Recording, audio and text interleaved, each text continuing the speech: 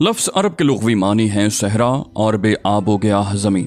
عہد قدیم سے یہ لفظ جزیرہ نما عرب اور اس میں بسنے والی قوموں پر بولا گیا ہے۔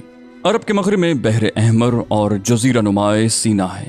مشرق میں خلیج عرب اور جنوبی عراق کا ایک بڑا حصہ ہے۔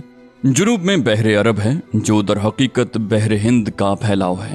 شمال میں ملک شام اور کسی قدر شمالی عراق ہے۔ ان میں سے بعض سرحدوں کے متعلق اختلاف بھی ہے۔ کل رقبے کا اندازہ 10 لاکھ سے 13 لاکھ مربع میل تک کیا گیا ہے۔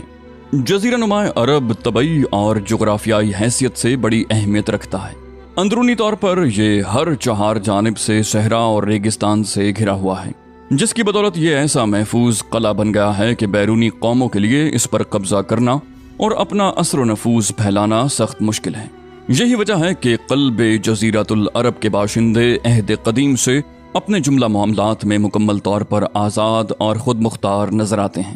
حالانکہ یہ ایسی 2 عظیم طاقتوں کے ہمسایہ تھے کہ اگر یہ ٹھوس قدرتی رکاوٹ نہ ہوتی تو ان کے حملے روک لینا باشندگان عرب کے بس کی بات نہ تھی۔ بیرونی طور پر جزیرہ نما عرب پرانی دنیا کے تمام معلوم بر اعظموں کے بیچوں بیچ واقع ہے اور خشکی اور سمندر دونوں راستوں سے ان کے ساتھ جڑا ہوا ہے۔ اس کا شمال مغربی گوشہ بر اعظم افریقہ میں داخلے کا دروازہ ہے، شمال مشرقی گوشہ یورپ کی کنجی ہے، مشرقی گوشہ ایران، وسط ایشیا اور مشرق بعید کے دروازے کھولتا ہے اور ہندوستان اور چین تک پہنچاتا ہے۔ اسی طرح ہر بر اعظم سمندر کے راستے بھی جزیرہ نما عرب سے جڑا ہوا ہے اور ان کے جہاز عرب بندرگاہوں پر براہ راست لنگر انداز ہوتے ہیں۔ اس جغرافیائی محل وقوع کی وجہ سے جزیرۃ العرب کے شمالی اور جنوبی گوشے مختلف قوموں کی آماج گاہ اور تجارت اور ثقافت اور فنون و مذاہب کے لین دین کا مرکز رہ چکے ہیں۔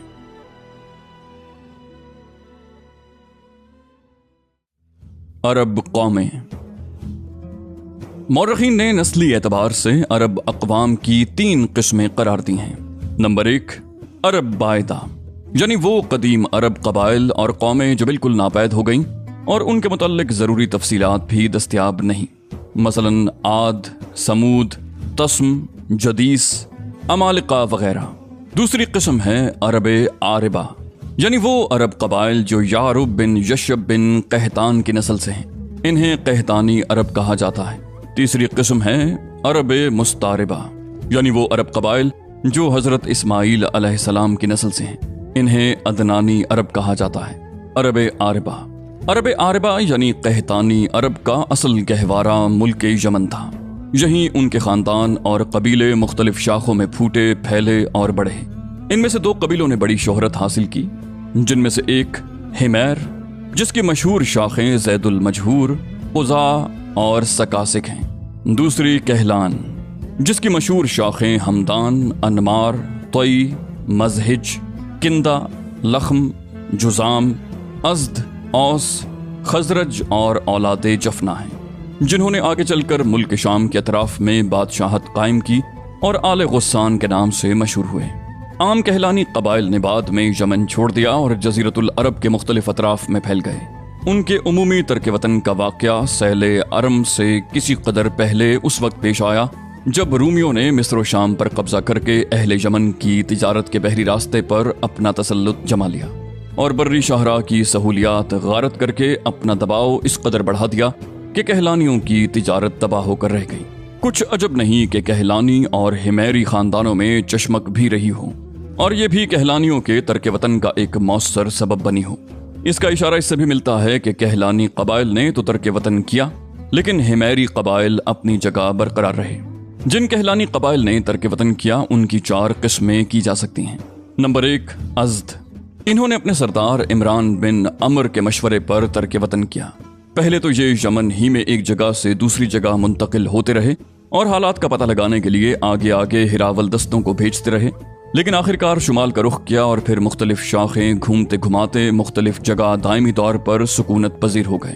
اس کی تفصیل کچھ ایسے ہے۔ سالبہ بن عمر، اس نے اولاً حجاز کا رخ کیا اور سالبیہ اور ذیقار کے درمیان اقامت اختیار کی۔ جب اس کی اولاد بڑی ہو گئی اور خاندان مضبوط ہو گیا تو مدینہ کی طرف کوچ کیا اور اسی کو اپنا وطن بنا لیا۔ اسی سلبہ کی نسل سے اوس اور خزرج ہیں، جو سلبہ کے صاحبزادے حارثہ کے بیٹے ہیں۔ حارثہ بن عمر یعنی خزاعہ اور اس کی اولاد۔ یہ لوگ پہلے سرزمین حجاز میں گردش کرتے ہوئے مر الزہران میں خیمہ زن ہوئے، پھر حرم پر دھاوا بول دیا اور بنو جرہم کو نکال کر خود مکہ میں بودباش اختیار کر لی۔ عمران بن عمر، اس نے اور اس کی اولاد نے امان میں سکونت اختیار کی، اس لیے یہ لوگ ازد امان کہلاتے ہیں۔ نصر بن ازد، اس سے تعلق رکھنے والے قبائل نے تہامہ میں قیام کیا، یہ لوگ ازد شنوا کہلاتے ہیں۔ جفنہ بن عمر، اس نے ملک شام کا رخ کیا اور اپنی اولاد سمیت وہیں متوطن ہو گیا۔ یہی شخص غسانی بادشاہوں کا جد اعلیٰ ہے۔ انہیں آل غسان اس لیے کہا جاتا ہے کہ ان لوگوں نے شام منتقل ہونے سے پہلے حجاز میں غسان نامی ایک چشمے پر کچھ عرصہ قیام کیا تھا۔ لخم و جزام، انہی لخمیوں میں نصر بن ربیعہ تھا جو ہیرا کے شاہان آل منذر کا جد اعلیٰ ہے۔ بنو طی، اس قبیلے نے بنو ازد کے ترک وطن کے بعد شمال کا رخ کیا اور اجا اور سلمہ نامی دو پہاڑیوں کے اطراف میں مستقل طور پر سکونت پذیر ہو گیا، یہاں تک کہ یہ دونوں پہاڑیاں قبیلہ طی کی نسبت سے مشہور ہو گئیں۔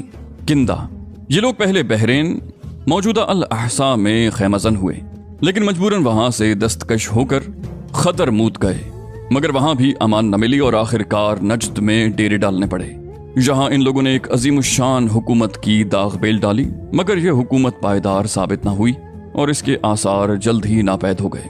کہلان کے علاوہ حمیر کا بھی صرف ایک قبیلہ قزاع ایسا ہے اور اس کا حمیری ہونا بھی مختلف فی ہی ہے، جس نے یمن سے ترک وطن کر کے حدود عراق میں بادیت السماوہ کے اندر بودباش اختیار کی۔ عرب مستعربہ، ان کے جد اعلیٰ سیدنا ابراہیم علیہ السلام اصلاً عراق کے ایک شہر پور کے باشندے تھے۔ یہ شہر دریائے فرات کے مغربی ساحل پر کونے کے قریب واقع ہے۔ اس کی کھدائی کے دوران جو کتبات برآمد ہوئے ہیں ان سے اس شہر کے متعلق بہت سی تفصیلات منظر عام پر آئی ہیں، اور حضرت ابراہیم علیہ السلام کے خاندان کی بعض تفصیلات اور باشندگان ملک کے دینی اور اجتماعی حالات سے بھی پردہ ہٹا ہے۔ یہ معلوم ہے کہ حضرت ابراہیم علیہ السلام یہاں سے ہجرت کر کے شہر حران تشریف لے گئے تھے اور پھر وہاں سے فلسطین جا کر اسی ملک کو اپنی پیغمبرانہ سرگرمیوں کا مرکز بنا لیا اور دعوت و تبلیغ کے لیے یہیں سے اندرون و بیرون ملک مصروف تگ و تاز رہا کرتے تھے۔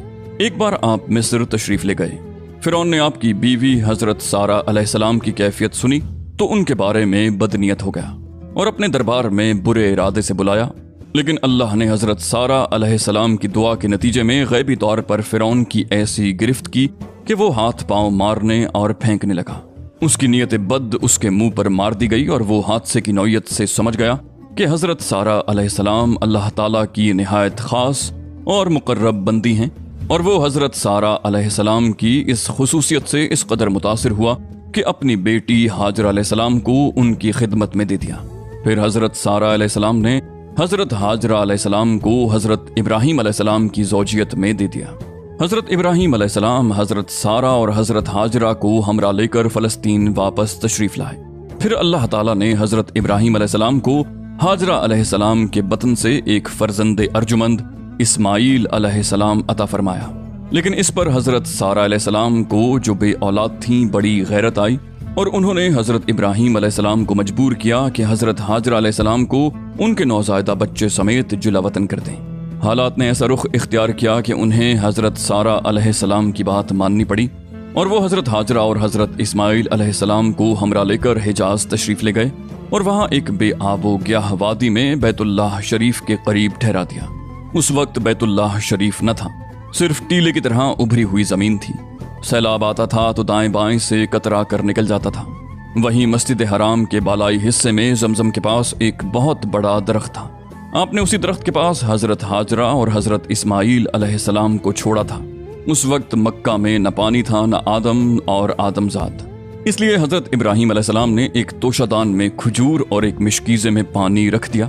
اس کے بعد فلسطین واپس چلے گئے، لیکن چند ہی دن میں کھجور اور پانی ختم ہو گیا اور سخت مشکل پیش آئی، مگر اس مشکل وقت پر اللہ کے فضل سے زمزم کا چشمہ پھوٹ پڑا اور ایک عرصے تک کے لیے سامان رزق اور متاع حیات بن گیا۔ کچھ عرصے بعد یمن سے ایک قبیلہ آیا جسے تاریخ میں جرہم ثانی کہا جاتا ہے۔ یہ قبیلہ اسماعیل علیہ السلام کی ماں سے اجازت لے کر مکہ میں ٹھہر گیا۔ کہا جاتا ہے کہ یہ قبیلہ پہلے مکہ کے گرد و پیش کی وادیوں میں سکونت پذیر تھا۔ صحیح بخاری میں اتنی صراحت موجود ہے کہ رہائش کی غرض سے یہ لوگ مکہ میں حضرت اسماعیل علیہ السلام کی آمد کے بعد اور ان کے جوان ہونے سے پہلے وارد ہوئے تھے، لیکن اس وادی سے ان کا گزر اس سے پہلے بھی ہوا کرتا تھا۔ حضرت ابراہیم علیہ السلام اپنے متروکات کی نگہداشت کے لیے وقتاً فوقتاً مکہ تشریف لایا کرتے تھے، لیکن یہ معلوم نہ ہو سکا کہ اس طرح ان کی آمد کتنی بار ہوئی۔ البتہ تاریخی ماخذ میں 4 بار ان کی آمد کی تفصیل محفوظ ہے، جو یہ ہے۔ نمبر 1، قرآن مجید میں بیان کیا گیا ہے کہ اللہ تعالیٰ نے حضرت ابراہیم علیہ السلام کو خواب میں دکھلایا کہ وہ اپنے صاحبزادے حضرت اسماعیل علیہ السلام کو ذبح کر رہے ہیں۔ یہ خواب ایک طرح کا حکم الہی تھا اور باپ بیٹے دونوں اس حکم الہی کی تعمیل کے لیے تیار ہو گئے، اور جب دونوں نے سر تسلیم خم کر دیا اور باپ نے بیٹے کو پیشانی کے بل لٹا دیا تو اللہ نے پکارا، اے ابراہیم، تم نے خواب کو سچ کر دکھایا، ہم نیکوکاروں کو اسی طرح بدلہ دیتے ہیں۔ یقیناً یہ ایک کھلی ہوئی آزمائش تھی اور اللہ نے انہیں فدیے میں ایک عظیم ذبیحہ عطا فرمایا۔ مجموعہ بائبل کی کتاب پیدائش میں مذکور ہے کہ حضرت اسماعیل علیہ السلام حضرت اسحاق علیہ السلام سے 13 سال بڑے تھے، اور قرآن کا سیاق بتاتا ہے کہ یہ واقعہ حضرت اسحاق علیہ السلام کی پیدائش سے پہلے پیش آیا تھا، کیونکہ پورا واقعہ بیان کر چکنے کے بعد حضرت اسحاق علیہ السلام کی پیدائش کی بشارت کا ذکر ہے۔ اس واقعے سے ثابت ہوتا ہے کہ حضرت اسماعیل علیہ السلام کے جوان ہونے سے پہلے کم از کم ایک بار حضرت ابراہیم علیہ السلام نے مکہ کا سفر ضرور کیا تھا۔ بقیہ 3 سفروں کی تفصیل صحیح بخاری کی ایک طویل روایت میں ہے، جو ابن عباس رضی اللہ تعالی عنہ سے مرفوعاً مروی ہے۔ اس کا خلاصہ یہ ہے۔ نمبر 2، حضرت اسماعیل علیہ السلام جب جوان ہو گئے، جرہم سے عربی سیکھ لی اور ان کی نگاہوں میں جچنے لگے تو ان لوگوں نے اپنے خاندان کی ایک خاتون سے آپ علیہ السلام کی شادی کر دی۔ اسی دوران حضرت ہاجرہ علیہ السلام کا انتقال ہو گیا۔ ادھر حضرت ابراہیم علیہ السلام کو خیال آیا کہ اپنا ترکہ دیکھنا چاہیے، چنانچہ وہ مکہ تشریف لے گئے، لیکن حضرت اسماعیل علیہ السلام سے ملاقات نہ ہوئی۔ بہو سے حالات دریافت کیے، اس نے تنگ دستی کی شکایت کی۔ آپ علیہ السلام نے وصیت کی کہ اسماعیل علیہ السلام آئیں تو کہنا اپنے دروازے کی چوکھٹ بدل لیں۔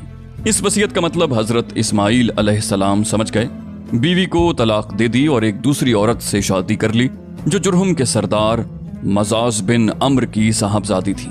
نمبر 3، اس دوسری شادی کے بعد ایک بار پھر حضرت ابراہیم علیہ السلام مکہ تشریف لے گئے، مگر اس دفعہ بھی حضرت اسماعیل علیہ السلام سے ملاقات نہ ہوئی۔ بہو سے احوال دریافت کیے تو اس نے اللہ کی حمد و ثنا کی۔ آپ نے وصیت کی کہ اسماعیل علیہ السلام اپنے دروازے کی چوکھٹ برقرار رکھیں اور فلسطین واپس ہو گئے۔ نمبر 4، اس کے بعد پھر تشریف لائے تو اسماعیل علیہ السلام زمزم کے قریب درخت کے نیچے تیر گھڑ رہے تھے۔ دیکھتے ہی لپک پڑے اور وہی کیا جو ایسے موقعوں پر ایک باپ اپنے بیٹے کے ساتھ اور بیٹا باپ کے ساتھ کرتا ہے۔ یہ ملاقات اتنی طویل عرصے کے بعد ہوئی تھی کہ ایک نرم دل اور شفیق باپ اپنے بیٹے سے اور ایک اطاعت شیار بیٹا اپنے باپ سے بمشکل ہی اتنی لمبی جدائی برداشت کر سکتا ہے۔ اسی دفعہ دونوں نے مل کر خانہ کعبہ تعمیر کیا، بنیاد کھود کر دیواریں اٹھائیں، اور ابراہیم علیہ السلام نے ساری دنیا کے لوگوں کو حج کے لیے آواز دی۔ اللہ تعالیٰ نے مزاز کی صاحبزادی سے اسماعیل علیہ السلام کو 12 بیٹے عطا فرمائے، جن کے نام یہ ہیں: نابت یا نبایوت، قیدار، ادبائیل، مبشام، مشا، دوما، میشا، حدد، تیما، یتور، نفیس، قیدمان۔ ان 12 بیٹوں سے 12 قبیلے وجود میں آئے اور سب نے مکہ میں ہی بود و باش اختیار کی۔ ان کی معیشت کا دار و مدار زیادہ تر یمن اور مصر و شام کی تجارت پر تھا۔ بعد میں یہ قبائل جزیرت العرب کے مختلف اطراف میں بلکہ بیرون عرب بھی پھیل گئے، اور ان کے حالات زمانے کی دبیز تاریکیوں میں دب کر رہ گئے۔ صرف نابت اور قیدار کی اولاد اس گمنامی سے مستثنیٰ ہے۔ نبتیوں کے تمدن کو شمالی حجاز میں فروغ اور عروج حاصل ہوا۔ انہوں نے ایک طاقتور حکومت قائم کر کے گرد و پیش کے لوگوں کو اپنا باج گزار بنا لیا۔ بطرا ان کا دارالحکومت تھا، کسی کو ان کے مقابلے کتاب نہ تھی۔ پھر رومیوں کا دور آیا اور انہوں نے نبتیوں کو قصہ پارینہ بنا دیا۔ مولانا سید سلمان ندوی نے ایک دلچسپ بحث اور گہری تحقیق کے بعد ثابت کیا ہے کہ آل غسان اور انصار یعنی اوس اور خزرج قحطانی عرب نہیں تھے، بلکہ اس علاقے میں نابت بن اسماعیل علیہ السلام کی جو نسل بچی کچی رہ گئی تھی یہ وہی تھے۔ قیدار بن اسماعیل علیہ السلام کی نسل مکہ ہی میں پھولتی پھلتی رہی، جہاں تک کہ عدنان اور پھر ان کے بیٹے ماد کا زمانہ آ گیا۔ عدنانی عرب کا سلسلہ نسب صحیح طور پر یہیں تک محفوظ ہے۔ عدنان نبی صلی اللہ علیہ وآلہ وسلم کے سلسلہ نسب میں 21ویں پشت پر پڑتے ہیں۔ بعض روایتوں میں بیان کیا گیا ہے کہ آپ صلی اللہ علیہ وسلم جب اپنا سلسلہ نسب ذکر فرماتے تو عدنان پر پہنچ کر رک جاتے اور آگے نہ بڑھتے۔ فرماتے کہ ماہرین انساب غلط کہتے ہیں، مگر علماء کی ایک جماعت کا خیال ہے کہ عدنان سے آگے بھی نسب بیان کیا جا سکتا ہے۔ انہوں نے اس روایت کو ضعیف قرار دیا ہے۔ ان کی تحقیق کے مطابق عدنان اور حضرت ابراہیم علیہ السلام کے درمیان 40 پشتیں ہیں۔ بہرحال ماد کے بیٹے نزار سے، جس کے متعلق کہا جاتا ہے کہ ان کے علاوہ ماد کی کوئی اولاد نہ تھی، کئی خاندان وجود میں آئے۔ در حقیقت نزار کے 4 بیٹے تھے اور ہر ایک بیٹا بڑے قبیلے کی بنیاد ثابت ہوا۔ چاروں کے نام یہ ہیں: ایاد، انمار، ربیہ اور مزر۔ ان میں سے مؤخر الذکر 2 قبیلوں کی شاخیں اور شاخوں کی شاخیں بہت زیادہ ہوئیں۔ چنانچہ ربیہ سے اسد بن ربیہ، انزا، عبد القیس، وائل، بکر، تغلب اور بنو حنیفہ وغیرہ وجود میں آئے۔ مزر کی اولاد 2 بڑے قبیلوں میں تقسیم ہوئی۔ نمبر 1 قیس اعلان بن مزر، نمبر 2 الیاس بن مزر۔ قیس اعلان سے بنو سلیم، بنو حوازن، بنو غطفان، غطفان سے ابس، زبیان، اشجع اور غنی بن آسر کے قبائل وجود میں آئے۔ الیاس بن مزر سے تمیم بن مرہ، حزیل بن مدرکہ، بنو اسد بن خزیمہ اور کنانہ بن خزیمہ کے قبائل وجود میں آئے۔ پھر کنانہ سے قریش کا قبیلہ وجود میں آیا۔ یہ قبیلہ فہر بن مالک بن نظر بن کنانہ کی اولاد سے ہے۔ پھر قریش بھی مختلف شاخوں میں تقسیم ہوئے۔ مشہور قریشی شاخوں کے نام یہ ہیں: جماح، سہم، عدی، مخزوم، تیم، زہرہ اور قصی بن کلاب کے خاندان، یعنی عبد الدار، اسد بن عبد العزا اور عبد مناف۔ یہ تینوں قصی کے بیٹے تھے۔ ان میں سے عبد مناف کے 4 بیٹے ہوئے، جن سے 4 ذیلی قبیلے وجود میں آئے، یعنی عبد شمس، نوفل، مطلب اور ہاشم۔ انہی ہاشم کی نسل سے اللہ تعالیٰ نے ہمارے حضور محمد مصطفیٰ صلی اللہ علیہ وسلم کا انتخاب فرمایا۔ رسول اللہ صلی اللہ علیہ وسلم کا ارشاد ہے کہ اللہ تعالیٰ نے ابراہیم علیہ السلام کی اولاد میں سے اسماعیل علیہ السلام کا انتخاب فرمایا، پھر اسماعیل علیہ السلام کی اولاد میں سے کنانہ کو منتخب کیا اور کنانہ کی نسل سے قریش کو چنا، پھر قریش میں سے بنو ہاشم کا انتخاب کیا اور بنو ہاشم میں سے میرا انتخاب کیا۔ ابن عباس رضی اللہ تعالیٰ عنہ کا بیان ہے کہ رسول اللہ صلی اللہ علیہ وسلم نے فرمایا، اللہ تعالیٰ نے خلق کی تخلیق فرمائی تو مجھے سب سے اچھے گروہ میں بنایا، پھر ان کے بھی 2 گروہوں میں سے زیادہ اچھے گروہ کے اندر رکھا، پھر قبائل کو چنا تو مجھے سب سے اچھے قبیلے کے اندر بنایا، پھر گھرانوں کو چنا، مجھے سب سے اچھے گھرانے میں بنایا، لہٰذا میں اپنی ذات کے اعتبار سے بھی سب سے اچھا ہوں اور اپنے گھرانے کے اعتبار سے بھی سب سے بہتر ہوں۔ بہرحال عدنان کی نسل جب زیادہ بڑھ گئی تو وہ چارے پانی کی تلاش میں عرب کے مختلف اطراف میں بکھر گئی۔ چنانچہ قبیلہ عبد القیس نے، بکر بن وائل کی کئی شاخوں نے اور بنو تمیم کے خاندانوں نے بحرین کا رخ کیا اور اسی علاقے میں جا بسے۔ بنو حنیفہ بن صعب بن علی بن بکر نے یمامہ کا رخ کیا اور اس کے مرکز حجر میں سکونت پذیر ہو گئے۔ بکر بن وائل کی بقیہ شاخوں نے یمامہ سے لے کر بحرین، ساحل کاظمہ، خلیج، سواد عراق، اب اللہ اور حیت تک کے علاقوں میں بود و باش اختیار کی۔ بنو تغلب جزیرہ فراتیہ میں اقامت گزین ہوئے، البتہ ان کی بعض شاخوں نے بنو بکر کے ساتھ سکونت اختیار کی۔ بنو تمیم نے بادیہ بصرہ کو اپنا وطن بنایا۔ بنو سلیم نے مدینہ کے قریب ڈیرے ڈالے۔ ان کا مسکن وادی القرا سے شروع ہو کر خیبر اور مدینہ کے مشرق سے گزرتا ہوا ہرہ بنو سلیم سے متصل 2 پہاڑیوں تک منتہا ہوتا تھا۔ بنو ثقیف نے طائف کو وطن بنا لیا اور بنو حوازن نے مکہ کے مشرق میں وادی اوتاس کے گرد و پیش میں ڈیرے ڈالے۔ ان کا مسکن مکہ، بصرہ، شاہراہ پر واقع تھا۔ بنو اسد تیماء کے مشرق اور کوفہ کے مغرب میں خیمہ زن ہوئے۔ ان کے اور تیماء کے درمیان بنو تئی کا ایک خاندان بہتر آباد تھا۔ بنو اسد کی آبادی اور کوفے کے درمیان 5 دن کی مسافت تھی۔ بنو زیبان تیماء کے قریب حوران کے اطراف میں آباد ہوئے۔ تہامہ میں بنو کنانہ کے خاندان رہ گئے تھے۔ ان میں سے قریشی خاندان کی بود و باش مکہ اور اس کے اطراف میں تھی۔ یہ لوگ پراگندہ تھے، ان کی کوئی شیرازہ بندی نہ تھی، تاکہ قصی بن کلاب ابھر کر منظر عام پر آیا اور قریشیوں کو متحد کر کے شرف و عزت اور بلندی اور وقار سے بہرہ ور کیا۔